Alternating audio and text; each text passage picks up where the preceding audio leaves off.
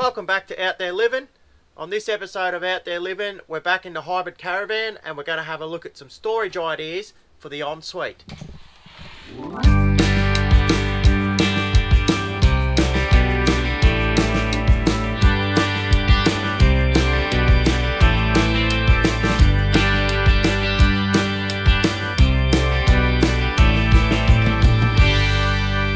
So having a quick look in the Ensuite, we've got a soap hanger there, toilet roll holder, and that's the only cupboard. You open it up, there's literally no shelves or anything in there. So let's have a look at what we've come up with to help get some more storage in the Ensuite there. So having a look here, we've gone to Bunnings. We've grabbed this Estillo bathroom cabinet. It's like a shaving cabinet. You can see down here it's quite light. It's 3 kilos. It is made of MDF, so we'll see how it holds up, but for 50 bucks, you know, probably can't complain. So here it is here. It's got a big mirror in the front, bit of a top on it. It's got some hinges there. They're not the best. I wouldn't be surprised if we have to replace them. And we've gone and put one of the cupboard handles the same as what's in the caravan. You can get them on eBay. You get about 10 of them for 25 bucks. So we'll open it up. As you can see, they're not the most glamorous things. You can see here, mirror's just screwed in there with a backing plate. So we'll just run through how we put the latch in here. You got one big hole for the button and 2 small holes for the screws. And then over here, we've just drilled a 16mm hole that goes about 5 to 6 mil into the MDF.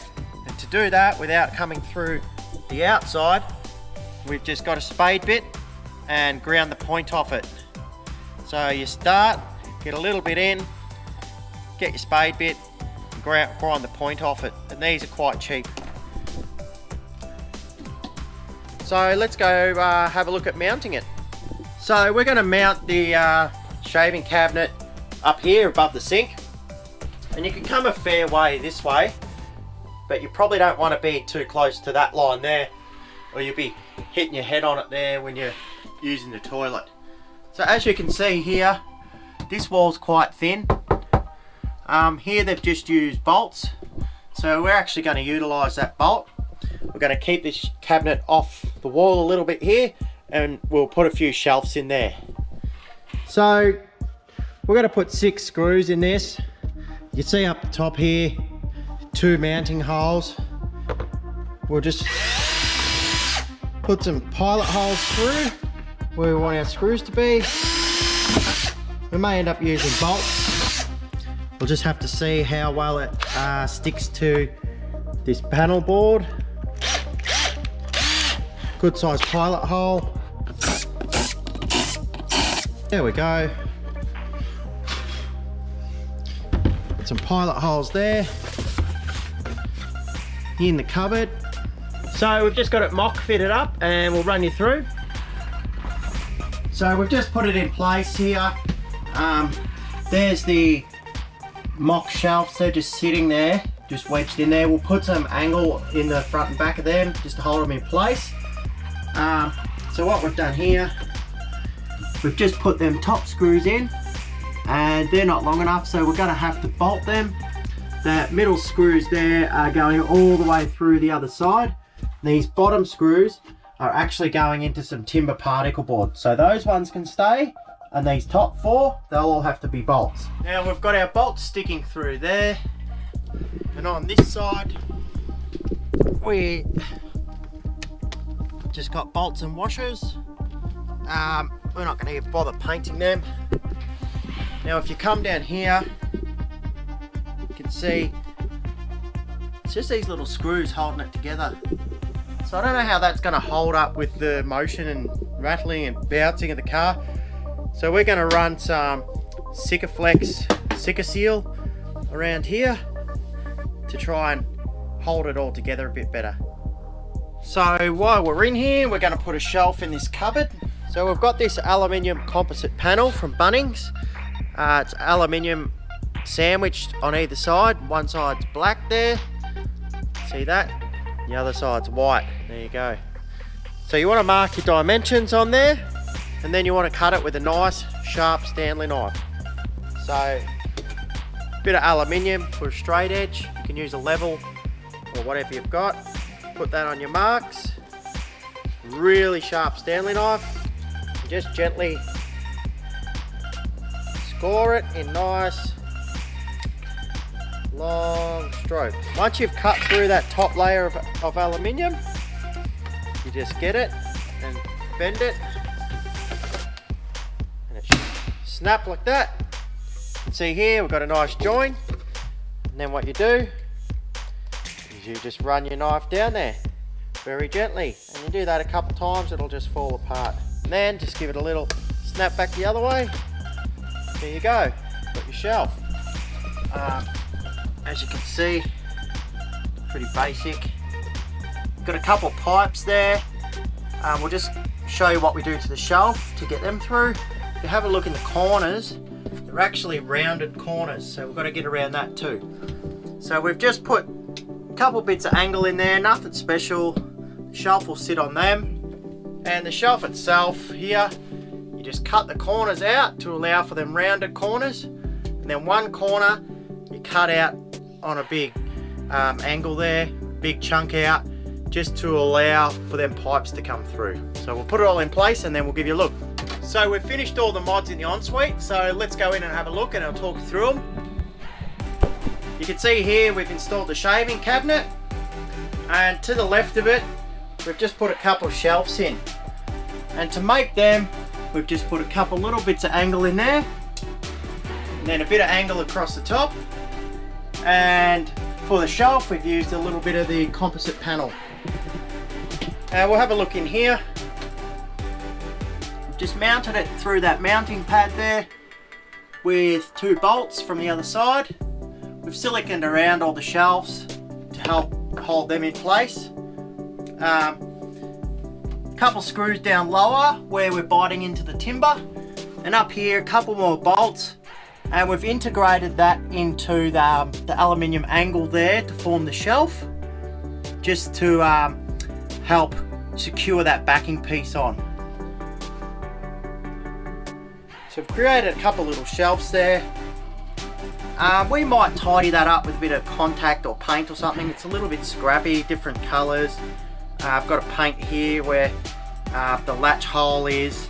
You can see here it's cracked out. We cracked the shelf a little bit, but that's to get around the latch here. Yeah, it would have hit, so if that had been 10mm higher, a little bit more foresight, we would have got around that, but it's no biggie to us. It's hidden inside there. We siliconed around, nice silicon job there, all around the top, silicon around that, and that looks pretty neat. So what we might do is get a bit of canvas made up that velcros under the bottom and comes and velcros up on top of that shelf. So then we can leave stuff in there, and all we have to do is take things off the top there. Coming down, we've gone to this little cupboard here, and just put a bit of shelf in there. As you can see before, just a couple bits of angle and a bit of composite panel, and just silicone that in. That way it's a little bit easier to get out if you ever need to do anything with them pipes up the back there. And over here we've just installed a waterproof toilet roll holder from eBay. That's the brand there. It's pretty cool because you just push that, it's got a clip thing that springs, spring-loaded clip. The toilet roll goes in there and feeds out the bottom. And you know, water shouldn't worry that too much. We'll give it a road test, see how it goes. Probably always put a seal on the door. Then at this end there's a little compartment for sanitary items and things like that. So a few little upgrades to the Ensuite there that may help with it. We'll see how it goes. As you can see, we've positioned everything strategically. This edge here lines up with there, and you don't really hit that. You can just feel it on your shoulders. For the women and kids, they won't even notice it. And that's up out of the way of the shower, and it's still easily to access with your hand when you're on the toilet. So we're outside the van here at the water outlets for the kitchen, the slide out kitchen. And as you can see, they both look the same. There's no way of telling which is hot and cold unless you already know. They're very exposed. They're just Nitto outlets, air outlets. So there's no covers on them. We've got these black hydraulic female hose covers. So if you look there, they fit over everything perfectly. So what you're going to need for this is heat gun, 19mm spanner, Stanley knife and a drill. So we'll get around the back here, we'll undo these fittings, slide these loops over and they're going nowhere. We'll trim this down and just put a bit of heat shrink around the collar there. And that simple, quite simple but very effective little mod there.